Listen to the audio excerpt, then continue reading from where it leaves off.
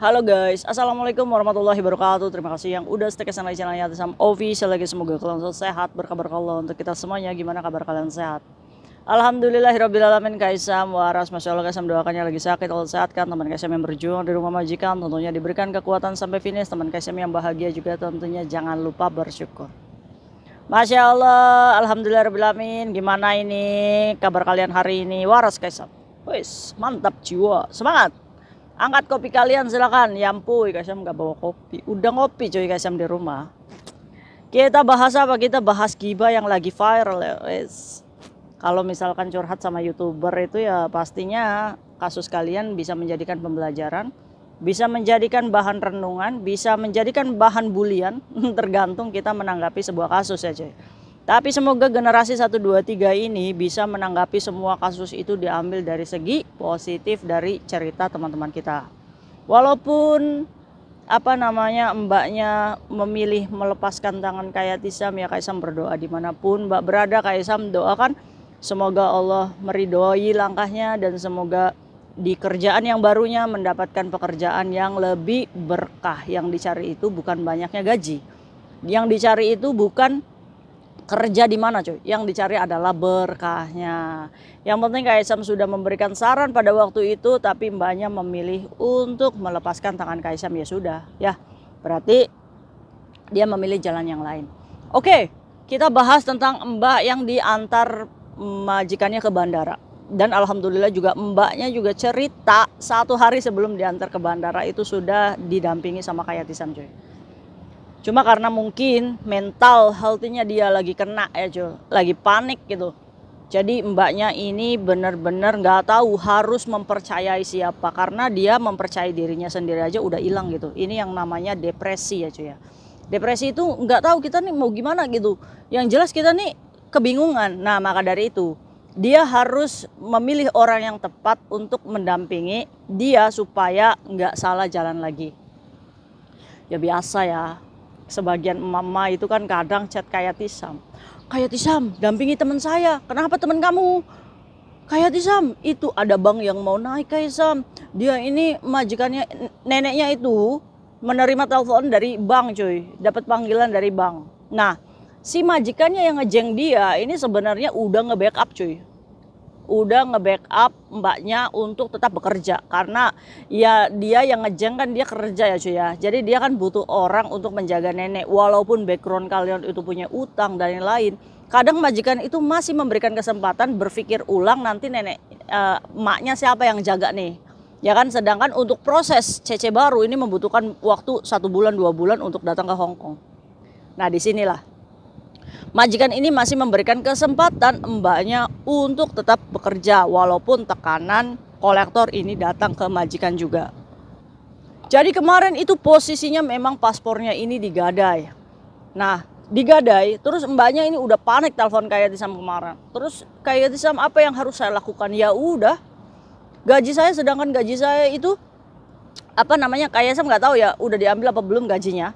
Cuma pada waktu itu Kaisam cuma saranin untuk tenang ya, karena mau gimana lagi, kita udah kepergok gitu cuy, kita udah ketodong gitu kan. Kamu mau apa? Allah udah membuka aibmu nih di depan majikan, ya kita harus terima. Berarti kita sudah melampaui batas terlalu jauh sehingga Allah mengizinkan aib kita kebongkar, ya kita harus terima cuy.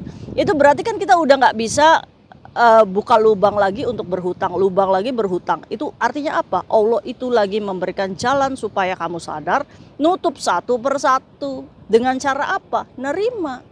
Usaha udah, berdoa udah, cari pinjaman udah, nggak dapet, ya sudah gitu. Pengennya kayak sampai pada waktu itu udah mbak tenang, apapun yang terjadi. Kalaupun sekarang pun malam ini kamu keluar, asalkan kamu mendapatkan hak-hakmu terlebih dahulu.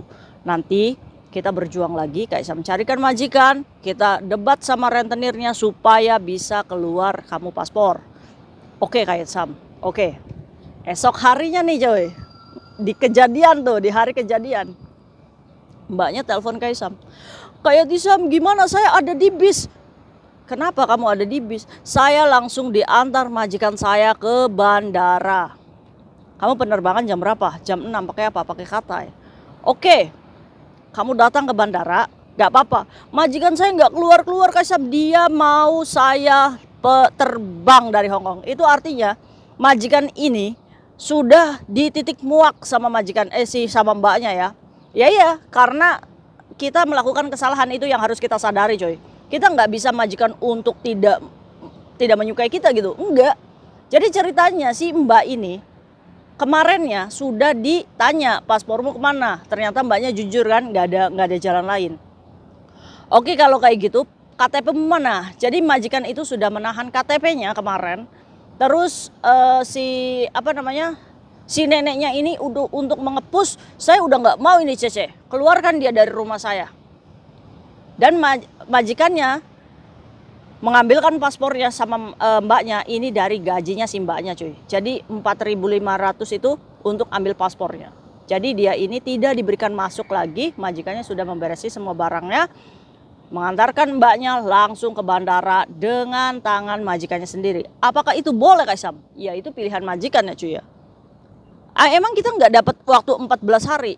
Kembali lagi, majikan tidak menginginkan mbaknya di Hong Kong. Jadi udah, ini kan berarti kan mbaknya sudah merepotkan banyak majikan, kamu pulang sudah. Saya pastikan kamu pulang, kamu duduk di pesawat. Itu yang majikan mau, karena majikan sudah memberikan tiket pesawat. Tapi kan Kaisam kasihan, dia hak-haknya belum dikasih loh. Apalagi hari itu dia keluar, dia harusnya dapat uang terminit Kaisam. Saya setuju nih sama mbaknya yang keluar. Oke cuy, Kaisam kasih tahu sekali lagi ya. Majikan boleh tidak memberikan 1 bulan sebagai ganti pemberitahuan kalau diantaranya Cece-nya ini berbohong, tidak jujur, melukai kepercayaan majikan. Kamu nuntut ke lebor pun itu majikan bisa menang.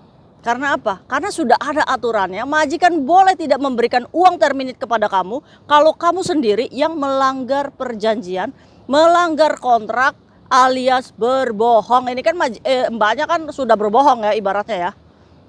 Nah itu. Jadi kamu mau nuntut pun nggak jadi masalah, nggak moyung gitu. Nah poinnya di sini, saat kalian tidak finish kontrak, itu artinya ini perang job hopping. Di mana imigrasi itu tetap akan menyuruh kalian keluar dari Hong Kong untuk menunggu visa baru. Sehingga saat mbaknya ada di bandara dan kebetulan di hari itu pun Kayatisam jemput anak di bandara Soekarno-Hatta dan landingnya ini sama dengan mbaknya. Sampai Kaisam ngomong kayak gini, Mbak, ayo kita pulang ke rumah Kayatisam. Gak apa-apa, kamu gak punya uang, kamu gak punya persiapan untuk apapun, gak apa-apa. Karena apa? Jangan sampai tiket pesawatnya ini long flight. Siapa yang mau belikan tiket pesawat lagi? Karena mbaknya setelah dapat majikan 14 hari pun dia juga harus keluar dari Hong Kong cuy. Maksud Kayatisam, gini ya, Mbak, ayo kamu terbang, tetap terbang. Ada orangnya Kayatisam yang ada di bandara Jakarta, kan dia penerbangan Jakarta. Kayatisam jemput bareng-bareng pulang ke rumah Kayatisam. Nah, Kaisam udah calling tuh agensi.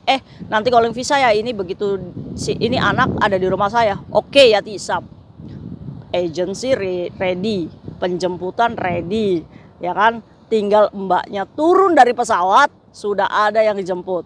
Pulang ke rumah Kaisam, makan, disehatkan dulu mental healthy-nya, itu tujuan Kaisam ya. Interview, calling visa kan masuknya. Balik lagi ke Hong Kong dalam waktu 6 minggu ya kan, itu visa kan sekitar 6 mingguan ya cuy ya. Dia kembali dengan hidup yang baru, harapan yang baru, kesehatan mental yang baru. Tapi sayangnya itu hanya harapan Kayatisam. Beda cerita dengan mbaknya. Ya sudah, kita tidak boleh bersedih ya. Kita juga tidak bisa memaksakan seseorang untuk mengikuti arahan yang kita kasih gitu.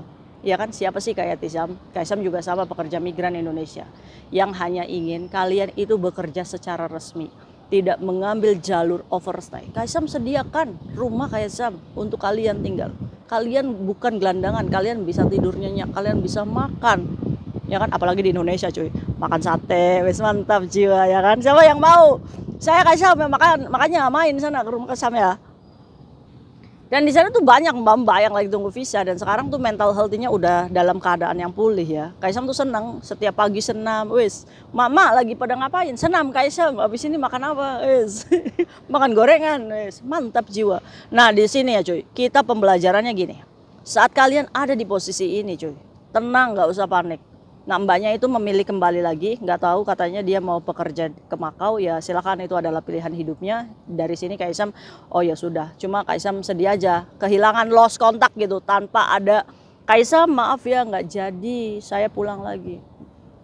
Kaisam kasihan deh lu dicampakin, ya nggak apa-apa, nggak jadi masalah ya. Ya Kaisam tetap mendoakan mbaknya semoga baik-baik saja, insya Allah Kaisam tidak ada sakit hati atau apa, tetap Kaisam support. Semoga rezeki kedepannya lebih berkah ya cuy ya. Amin ya robbal alamin. Ya kita sama-sama mendoakan saja. Oke, kenapa Kayatisam itu tidak menyarankan mbaknya untuk ke Makau? Satu, dia masih punya kesempatan untuk bekerja kembali di Hong Kong cuy. Walaupun agensi semuanya, alah ini kasusnya hutang piutang, saya nggak mau. Tapi banyak yang masih diberikan kesempatan kedua untuk bekerja secara resmi lagi. Kalian tinggal sabar 1 bulan. Kenapa susah sih? Toh kalian juga 1 bulan di rumah majikan juga gaji juga nggak ada gitu. Sama aja kena mental gitu. Ngerti nggak? Kenapa Kayatisam itu tidak menyarankan ke Makau? Karena mbaknya masih punya kesempatan untuk bekerja lagi di Hong Kong yang memiliki asuransi kesehatan lebih terjamin. Gaji setidaknya lebih gede ya daripada Makau. Nah kalau ke Makau, ini mbaknya juga sama aja. Kan ke Makau bisa langsung kerja Kaisam. Oke, sekarang logikanya kalau dia bekerja di Makau, otomatis dia harus membayar potongan agensi. Otomatis dari gaji pertamanya pun dia cuma mendapatkan beberapa dolar gitu. Ya sama aja, belum bayar boarding house-nya di Makau. Lebih-lebih pusing, iya kan? Dikasih nggak pusing sama Kaisam kok musingin diri gitu. Angel ya, mama tua kaplak ya. Nah itu buat generasi 1, 2, 3, kalau kamu diantar majikan itu langsung ke bandara, gak apa-apa, pulang saja dulu nanti calling visa ya, karena kamu juga harus out dari Hong Kong cuy. Pikirkan saat kita nggak punya uang, nanti siapa yang beli tiket pesawat? Kita manfaatkan tiket dari majikan, kita pulang dulu, nggak apa-apa. Kamu pulang nggak mau ke rumah ya ke rumah Kaisam nggak apa-apa ya. Iya, Masya Allah. Mungkin itu ceritanya ya, semoga menjadikan pembelajaran untuk kita, dan semoga kalian juga punya pilihan ya. Kita hargai semua keputusan, dan ini menjadikan pembelajaran kepada kita. Kalau kita sudah terhimpit, nggak tahu harus bayar bank yang mana karena gaji kita nggak ada, yang harus kita lakukan adalah selamatkan dokumen. Kita harus menyiapkan nyawa kita. Suatu hari kita didepak sama majikan, kita masih bisa cari majikan baru. Masya Allah, enak ya cuy ya. Masya Allah, semangat buat kalian yang lagi berjuang melunasi utangnya. Semoga Allah mudahkan jalannya, amin ya robbal alamin. Buat kalian yang lagi tunggu visa, semoga segera turun. Buat kalian yang lagi cari majikan, semoga hari ini cimeng, amin ya robbal alamin. See you next video, bye bye. Interminute bukan akhir segalanya, justru pemecatan ini bisa saja awal keberkahan hidup kamu yang baru. Bye bye, assalamualaikum warahmatullahi wabarakatuh. Bye.